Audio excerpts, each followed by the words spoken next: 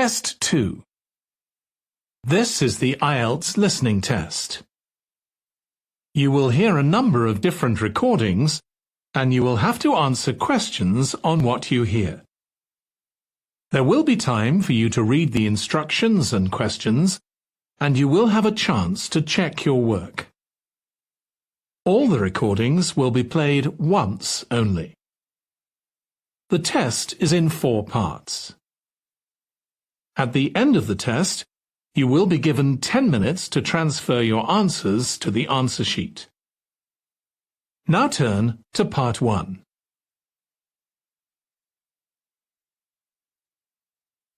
Part 1. You will hear a woman calling a tourist information office to ask about a festival. First, you have some time to look at questions 1 to 4.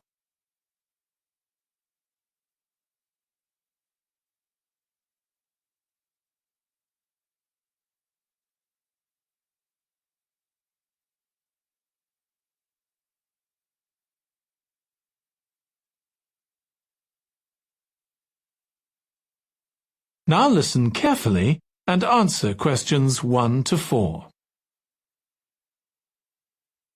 Good morning. You're through to the Tourist Information Office. Tim speaking. How can I help you? Oh, hello. Could you give me some information about next month's festival, please? My family and I will be staying in the town that week. Of course.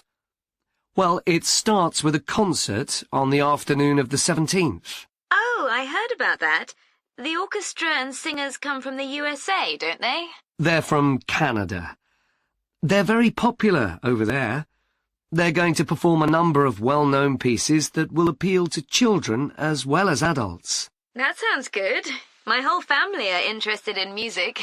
The next day, the 18th, there's a performance by a ballet company called Eustatis. Sorry? The name is spelt Eustatis. They appeared in last year's festival and went down very well. Again, their program is designed for all ages. Good. I expect we'll go to that. I hope there's going to be a play during the festival. A comedy, ideally. You're in luck. On the 19th and 20th, a local amateur group are performing one written by a member of the group. It's called Jemima. That'll be on in the town hall. They've already performed it 2 or 3 times. I haven't seen it myself, but the review in the local paper was very good. And is it suitable for children? Yes. In fact, it's aimed more at children than at adults. So both performances are in the afternoon. And what about dance? Will there be any performances? Yes, also on the 20th, but in the evening. A professional company is putting on a show of modern pieces with electronic music by young composers. Uh-huh. The show is about how people communicate, or fail to communicate with each other, so it's got the rather strange name, chat. I suppose that's because that's something we do both face-to-face and online. That's right. Before you hear the rest of the conversation, you have some time to look at questions 5 to 10.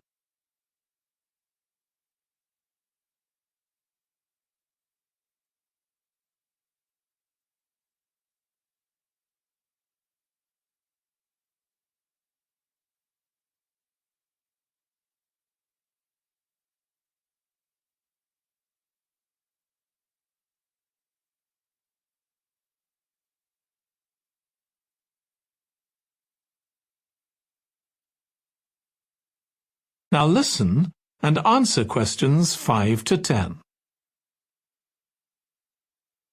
Now, there are also some workshops and other activities. They'll all take place at least once every day, so everyone who wants to take part will have a chance. Good. We're particularly interested in cookery. You don't happen to have a cookery workshop, do you? We certainly do. It's going to focus on how to make food part of a healthy lifestyle. And it'll show that even sweet things like cakes can contain much less sugar than they usually do. That might be worth going to. We're trying to encourage our children to cook. Another workshop is just for children, and that's on creating posters to reflect the history of the town. The aim is to make children aware of how both the town and people's lives have changed over the centuries. The results will be exhibited in the community centre. Then, the other workshop is in toy making, and that's for adults only. Oh, why's that? Because it involves carpentry. Participants will be making toys out of wood, so there'll be a lot of sharp chisels and other tools around. It makes sense to keep children away from it. Exactly. Now, let me tell you about some of the outdoor activities. There'll be supervised wild swimming. Wild swimming? What's that? It just means swimming in natural waters, rather than a swimming pool. Oh, okay. In a lake, for instance. Yes. There's a beautiful one just outside the town, and that'll be the venue for the swimming. There'll be lifeguards on duty, so it's suitable for all ages. And finally, there'll be a walk in some nearby woods every day. The leader is an expert on insects. He'll show some that live in the woods and how important they are for the environment. So there are going to be all sorts of different things to do during the festival. There certainly are. If you'd like to read about how the preparations for the festival are going, the festival organizer is keeping a blog. Just search online for the festival website, and you'll find it. Well, thank you very much for all the information. You're welcome. Goodbye. Goodbye. That is the end of part 1. You now have 1 minute to check your answers to part 1.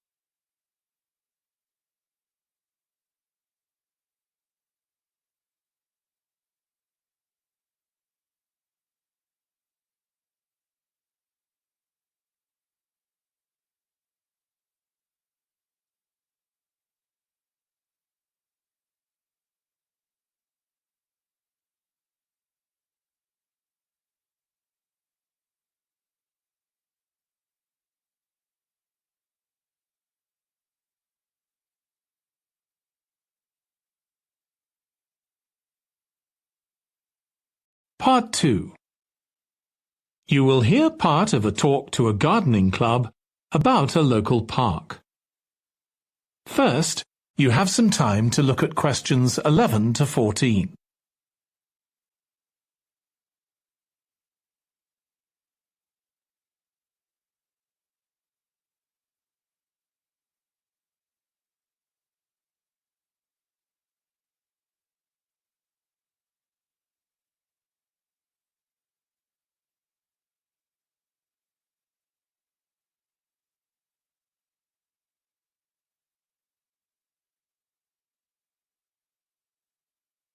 Now listen carefully and answer questions 11 to 14. I'm very pleased to welcome this evening's guest speaker, Mark Logan, who's going to tell us about the recent transformation of Minster Park. Over to you, Mark. Thank you. I'm sure you're all familiar with Minster Park. It's been a feature of the city for well over a century, and has been the responsibility of the City Council for most of that time. What perhaps isn't so well known is the origin of the park. Unlike many public parks that started in private ownership, as the garden of a large house, for instance, Minster was some wasteland, which people living nearby started planting with flowers in 1892. It was unclear who actually owned the land, and this wasn't settled until 20 years later, when the council took possession of it. You may have noticed the statue near one of the entrances. It's of Diane Gosforth, who played a key role in the history of the park. Once the council had become the legal owner, it planned to sell the land for housing. Many local people wanted it to remain a place that everyone could go to enjoy the fresh air and natural environment. Remember, the park is in a densely populated residential area. Diane Gosforth was one of those people, and she organised petitions and demonstrations, which eventually made the council change its mind about the future of the land. Soon after this, the First World War broke out in 1914, and most of the park was dug up and planted with vegetables, which were sold locally. At one stage, the army considered taking it over for troop exercises, and got as far as contacting the city council, then decided the park was too small to be of use. There were occasional public meetings during the war, in an area that had been retained as grass.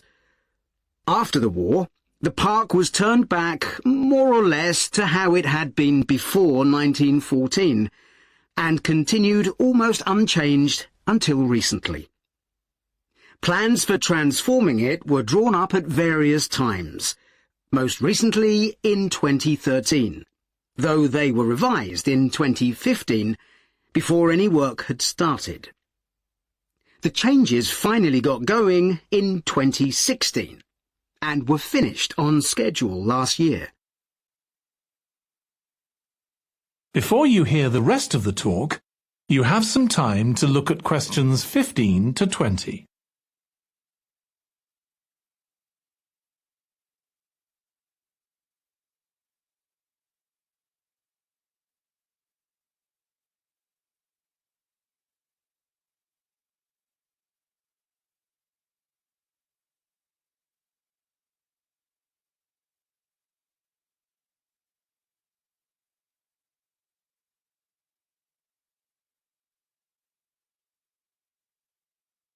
Now listen and answer questions 15 to 20. OK, let me tell you about some of the changes that have been made and some things that have been retained. If you look at this map, you'll see the familiar outline of the park, with the river forming the northern boundary, and a gate in each of the other three walls. The statue of Diane Gosforth has been moved. It used to be close to the south gate, but it's now immediately to the north of the lily pond, almost in the centre of the park, which makes it much more visible. There's a new area of wooden sculptures, which are on the riverbank, where the path from the east gate makes a sharp bend. There are two areas that are particularly intended for children. The playground has been enlarged and improved, and that's between the river and the path that leads from the pond to the river.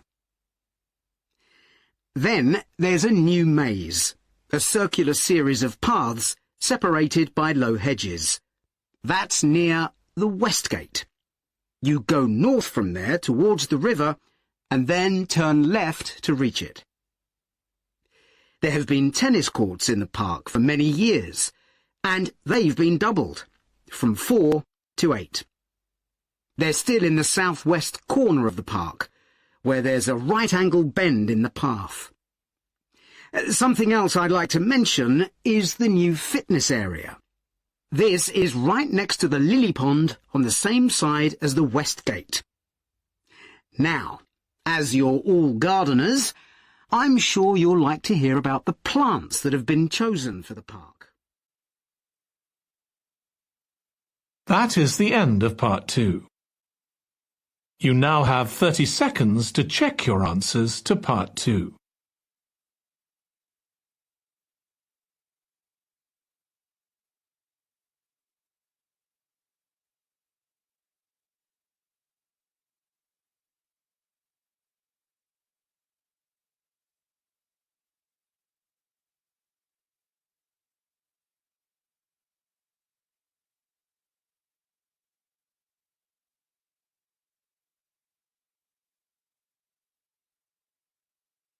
Part 3.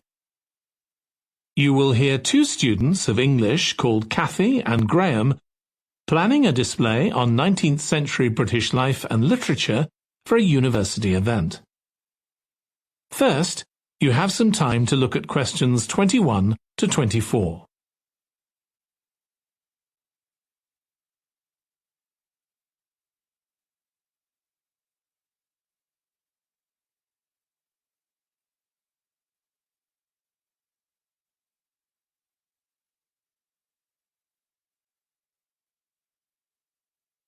Now listen carefully and answer questions 21 to 24. OK, Graham, so let's check we both know what we're supposed to be doing. OK. So, for the university's open day, we have to plan a display on British life and literature in the mid-19th century. That's right. But we'll have some people to help us find the materials and set it up, remember? For the moment, we just need to plan it. Good. So, have you gathered who's expected to come and see the display? Is it for the people studying English or students from other departments? I'm not clear about it. Nor me. That was how it used to be, but it didn't attract many people, so this year it's going to be part of an open day to raise the university's profile. It'll be publicised in the city to encourage people to come and find out something of what goes on here. And it's included in the information that's sent to people who are considering applying to study here next year. Presumably, some current students and lecturers will come? I would imagine so. But we've been told to concentrate on the other categories of people. Right. We don't have to cover the whole range of 19th century literature, do we? No, it's entirely up to us. I suggest just using Charles Dickens. That's a good idea. Most people have heard of him and have probably read some of his novels or seen films based on them. So that's a good lead-in to life in his time. Exactly. And his novels show the awful conditions that most people had to live in, don't they? He wanted to shock people into doing something about it. Did he do any campaigning other than writing? Yes, he campaigned for education and other social reforms and gave talks. But I'm inclined to ignore that and focus on the novels. Yes, I agree. Before you hear the rest of the discussion, you have some time to look at questions 25 to 30.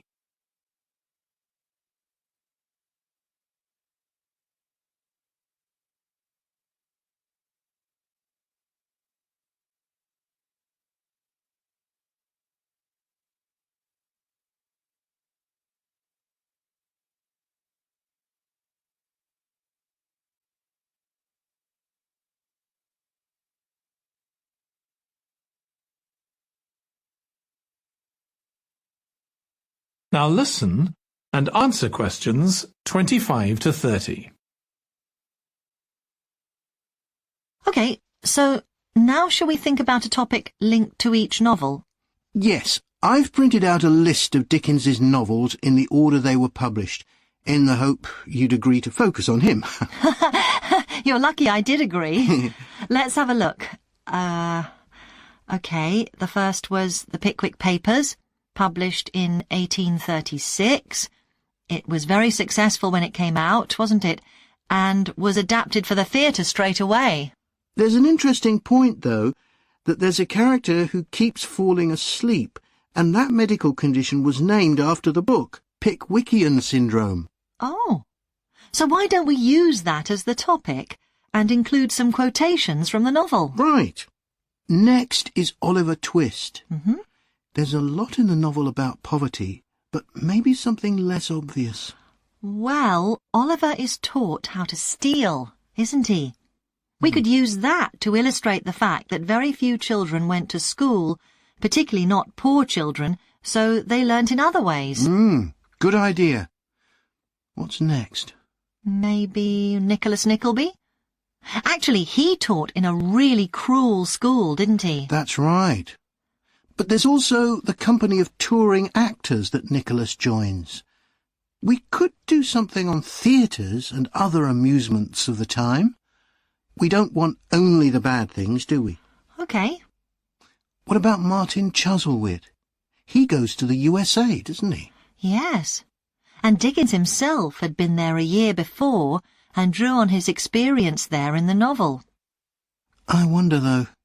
The main theme is selfishness. So we could do something on social justice? No, too general. Let's keep to your idea. I think it would work well. He wrote Bleak House next. That's my favourite of his novels. Yes, mine too.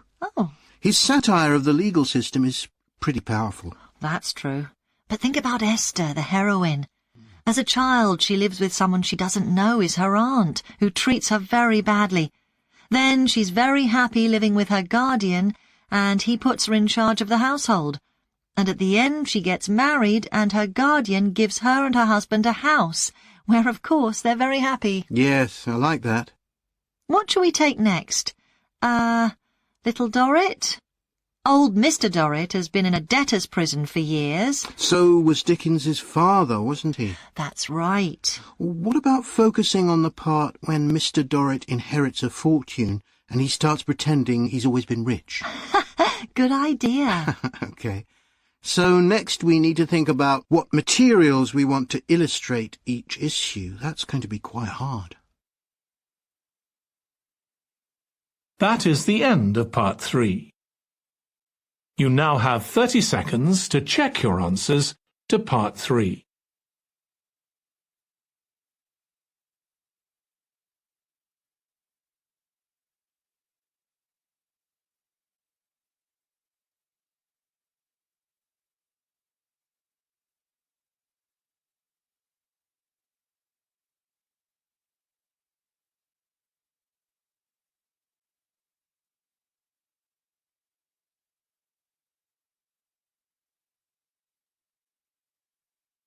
Part 4. You will hear part of a presentation about an agricultural program in the country of Mozambique. First, you have some time to look at questions 31 to 40.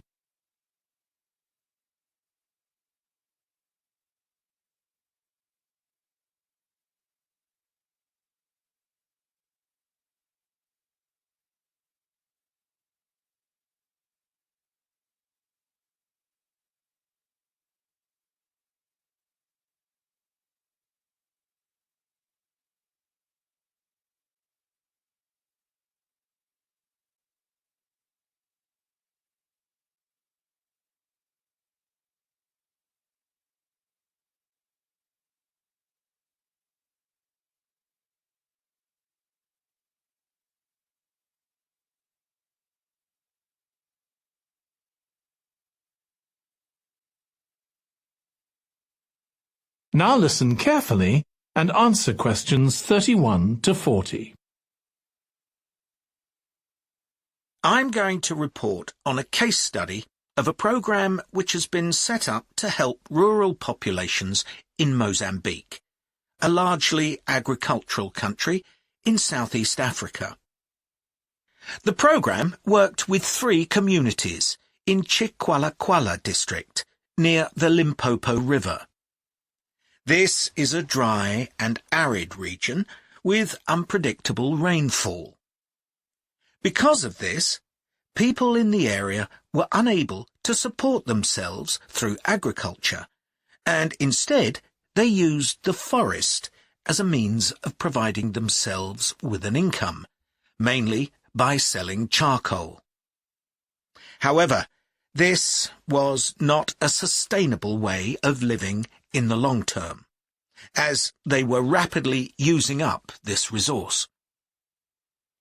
To support agriculture in this dry region, the program focused primarily on making use of existing water resources from the Limpopo River by setting up systems of irrigation, which would provide a dependable water supply for crops and animals. The program worked closely with the district government in order to find the best way of implementing this. The region already had one farmers' association, and it was decided to set up 2 more of these. These associations planned and carried out activities including water management, livestock breeding and agriculture. And it was notable that in general, women formed the majority of the workforce. It was decided that in order to keep the crops safe from animals, both wild and domestic, special areas should be fenced off where the crops could be grown. The community was responsible for creating these fences, but the programme provided the necessary wire for making them. Once the area had been fenced off, it could be cultivated. The land was dug so that vegetables and cereals appropriate to the climate could be grown, and the programme provided the necessary seeds for this. The programme also provided pumps so that water could be brought from the river in pipes to the fields. However, the labour was all provided by local people, and they also provided and put up the posts that supported the fences around the fields.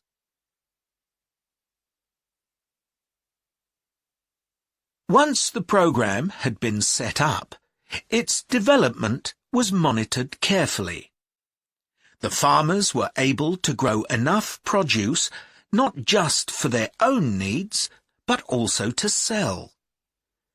However, getting the produce to places where it could be marketed was sometimes a problem, as the farmers did not have access to transport, and this resulted in large amounts of produce, especially vegetables, being spoiled.